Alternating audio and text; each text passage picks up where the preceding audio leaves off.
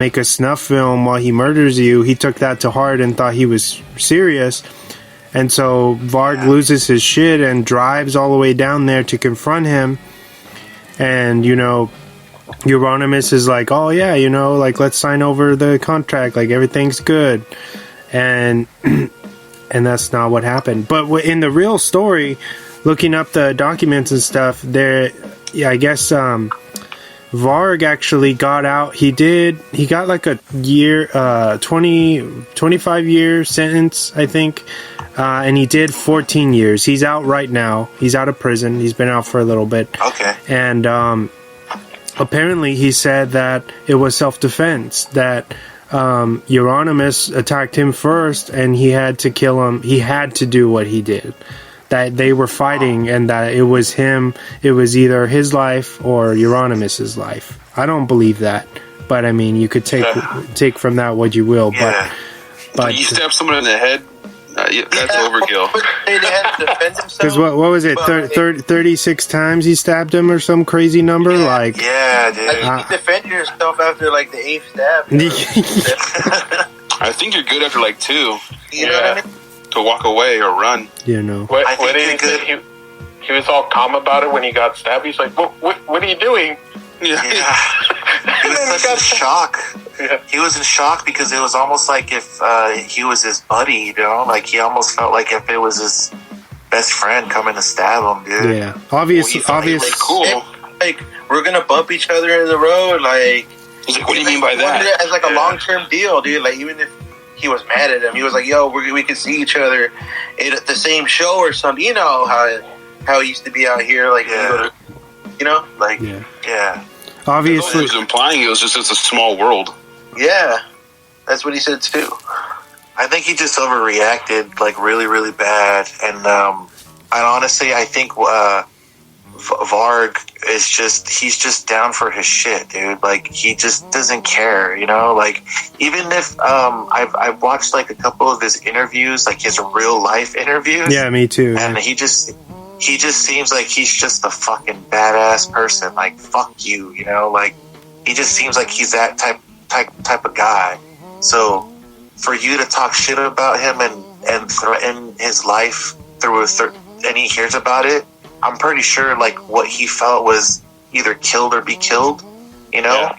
But I feel like Onarres said, after stabbing him 8 times at least, for you to stop and make chocolate milk, I don't know how accurate that is, as opposed to... That fool had Ovaltine, dog. That fool had Ovaltine. So, yeah. Obviously, a lot of that, like, it's a 9-minute murder scene, essentially, and a lot of that had to have been embellished because we're not going to know what really went down. You know what I mean? Yeah. Maybe what Varg says went down, but that's obviously not what happened in the movie. So, you know, it's basically someone's interpretation of what might have happened between the two of them. You know what I mean? Yeah, I thought it was crazy he was drinking the milk, because at one point in the movie there was a time where they asked him if he wanted a beer, and he's all like, no, I don't drink. And then he's like, oh, do you want like a milk or something? And like, because I'm pretty sure this was at the record store, and he's like, you want milk or something? Yeah. Are you Christian? So it almost like came full circle that he was drinking milk while he was fucking murdering somebody too. Crazy, man. I still think that head stab kills me, dude. Like, it's fucking over. Yeah, that's fucked up. It's dude. I was literally throwing my hands up at the TV, like, what? Like, and then it gets stuck. Yeah, dude. And then he pulls it out like a gusher, like it just, like a jelly donut. Like a gusher. Yeah, dude. I'm like, that shit looked real, dude. When the neighbor opens the door and she's like, oh yeah, about to help, and then it doesn't happen. What are you doing? Oh, he's stabbing me. Like you talked about, like, self-defense. If that fool had like that many knives, if he really had that many knives in his room, then like he was out to have to get somebody eventually, dude. Like he was trying to push on that excuse. I think if that was true, like the movie in the beginning says, like based on truth and lies or whatever. What did it say again? That's right. In the beginning. Based on truth, and also Onarres did point out while he was getting stabbed, there's a fucking sword right next to the door, a fucking long ass impaler sword. So he could have got that and defended himself, but he was probably in shock and looking for the keys to leave. Mm-hmm. He didn't even notice, unless that was a mistake put in from the movie. But there's a huge ass sword right next to the door. No, yeah, remember because he takes pictures with that sword, right? Yeah, the impaler, Yeah. the fucking long ass With a cloak and everything, with his girlfriend, his imaginary girlfriend. Yeah, exactly. But I don't know. Onarres pointed that out. He was like, "Oh, he could have got the fucking sword and stabbed him back or something." Or I just don't think Euronymous probably wasn't that type of dude. You know what I mean? He didn't want to hurt him. He wanted to get away. You know, like it was a fucking huge misunderstanding. Of Euronymous said that shit out of anger because I'm sure they said that type of shit all the time. You know what I mean? Like weird shit like that. And yeah. I was gonna say also I wanted to point out from watching the documentaries too that Euronymous wasn't an angel. You know, he was a bad guy as well and did crazy shit. Like I said, the movie depicted him as almost like a good guy and like Varg as the bad guy. yeah, But Euronymous did, from what I remember and what I heard, he did poison a reporter that was like doing like some sort of like documentary on them, and I guess over time he felt he was freeloading off their food and like staying at their house and overstaying his welcome there, that he started to poison him, and the guy went to the hospital and never published the article about them or anything, and just never followed through. But I mean, that was something that I want to say Necro Butcher, the original drummer, pointed out in a documentary that I saw, and it was just, it gave me some sort of insight onto who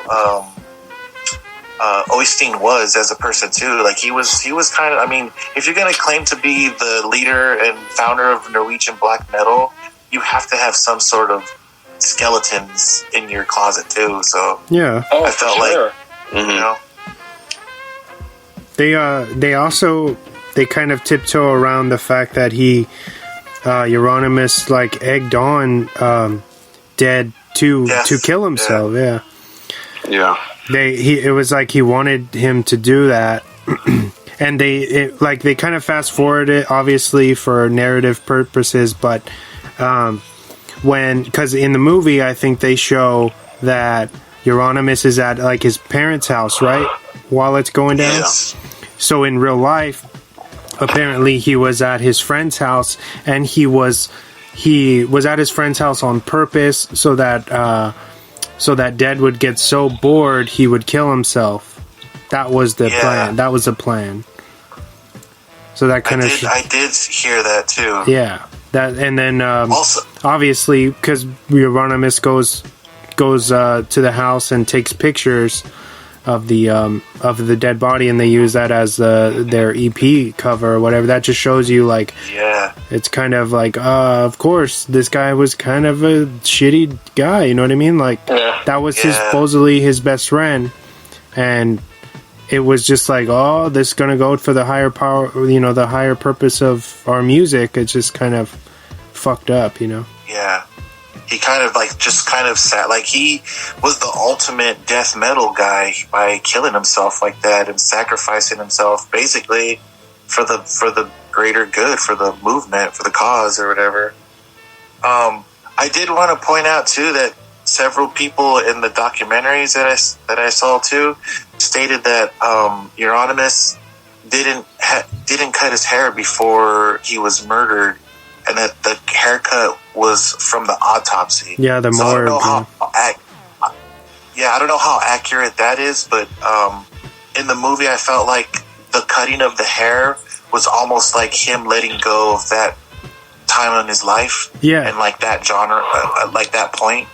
So it was almost him like making peace or whatever with it. It was him starting anew. Yeah. Apparently he was trying to get into digital. He wanted to start doing like digital electronica, right? Oh, okay. So I think in the industrial. Yeah, so even if he didn't cut his hair, I feel like the symbolism in the movie is to let you know, like, oh, he's trying to move away. But then, like, Varg comes and it's like his past is haunting him. Like, can he really pull away from this thing that he's created? So it works, like, in the narrative. Sorry.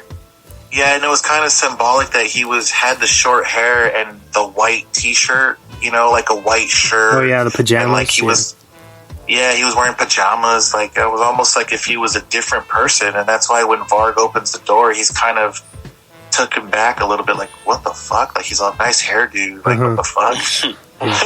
Yeah, almost like who the fuck? Almost like he's not getting the satisfaction of killing Oystein or Euronymous. He's killing someone else. Yeah. You know?